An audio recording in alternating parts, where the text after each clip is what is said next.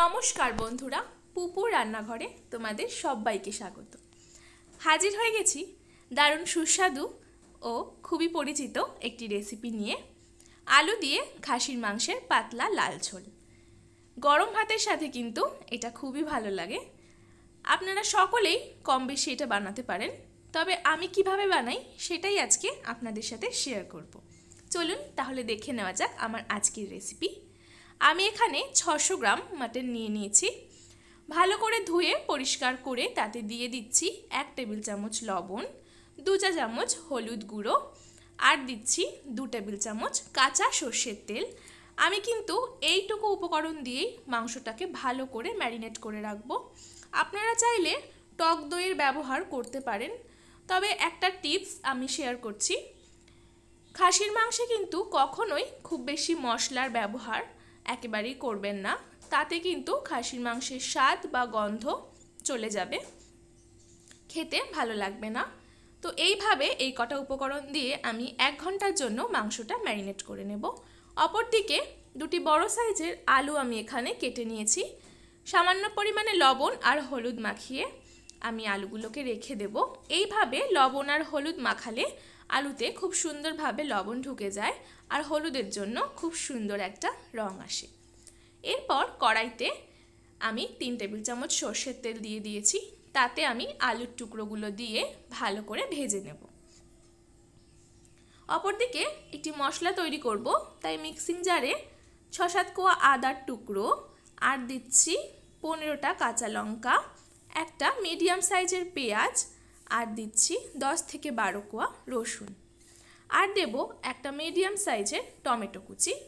আমি একেবারেই টমেটো কুচি দিয়েই মশলাটা পেস্ট করব।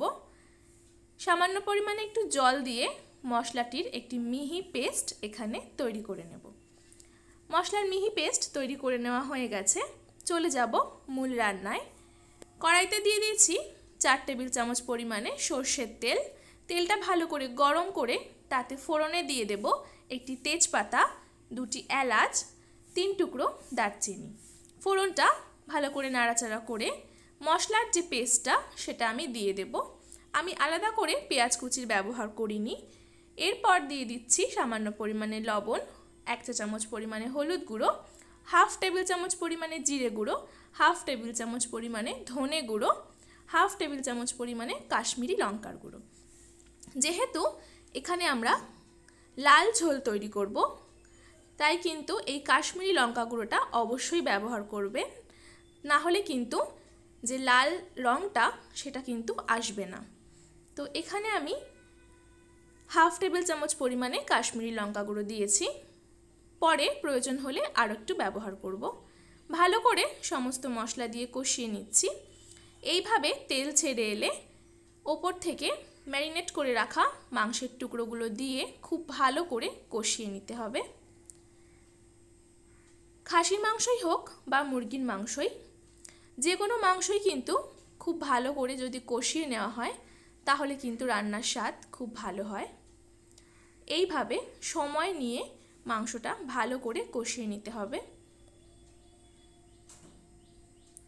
মিনিট 4-5 সময় ধরে কিন্তু মাংসটা ভালো করে কষিয়ে নিতে হবে। গ্যাসের ফ্লেমটা এই সময় লো টু মিডিয়ামে রাখবেন।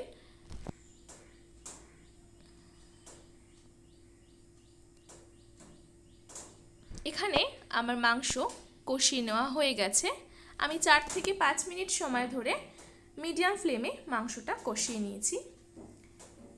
এরপর আমি একটি প্রেসারে মাংসের টুকরোগুলো দিয়ে সিটি দিয়ে নেব। প্রেসারে মাংসের টুকরো দিয়ে ওপর থেকে দিয়ে দিচ্ছি গরম জল। এখানে অবশ্যই গরম জলের ব্যবহার করতে হবে, ঠান্ডা জলের ব্যবহার করা যাবে না।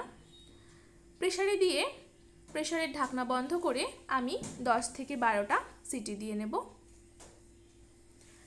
সিটি দেওয়া হয়ে গেছে। প্রেসার কুকারটা ঠান্ডা করে আমি খুলে নিয়েছি। এরপর কড়াইতে দিয়ে দিচ্ছি। এখানে আরেকটি টিপস আমি শেয়ার করছি। খাসির মাংসের যে চর্বি ছিল সেটা কিন্তু আমি প্রেসারে দিইনি, কারণ তাহলে কিন্তু চর্বিটা একেবারে গলে যেত, তাই আমি তুলে রেখেছিলাম। কড়াইতে যখন আমি মাংসটা ফোটানোর জন্য দিচ্ছি তখন আমি চর্বিটা অ্যাড করে দিলাম। এরপর আমি ঝোলটাকে ভালো করে ফুটতে দেব। আমি কিন্তু এখানে আলুর টুকরোগুলোও দিয়ে দিয়েছি। আলুর টুকরোগুলোও কিন্তু আমি প্রেসারে দিইনি। মিনিট 4-5 সময় ধরে ঝোলটা ভালো করে ফুটিয়ে নিয়েছি। 2 মিনিট স্ট্যান্ডিং টাইমে রেখেছিলাম। তৈরি হয়ে গেছে আলু দিয়ে খাসির মাংসের পাতলা লাল ঝোল। দেখুন কি সুন্দর অপূর্ব দেখতে হয়েছে। একটু নাড়াচাড়া করে নিচ্ছি।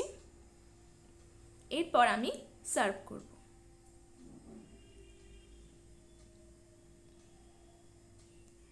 পরিবেশনের জন্য একেবারে তৈরি হয়ে গেছে আজকে আমাদের রেসিপি আলু দিয়ে খাসির মাংসের পাতলা লাল ঝোল। গরম ভাতের সাথে কিন্তু এটা খুবই ভালো লাগে। তো বাড়িতে এইভাবে অবশ্যই আপনারা একবার ট্রাই করবেন। রেসিপিটা কেমন লাগলো অবশ্যই আমার সাথে কমেন্টে শেয়ার করবেন। আশা করি আজকের ভিডিওটা আপনাদের সকলেরই খুব ভালো লেগেছে। ভিডিওটা ভালো লাগলে আমার চ্যানেলটা সাবস্ক্রাইব করে পাশে থাকার অনুরোধ রইল।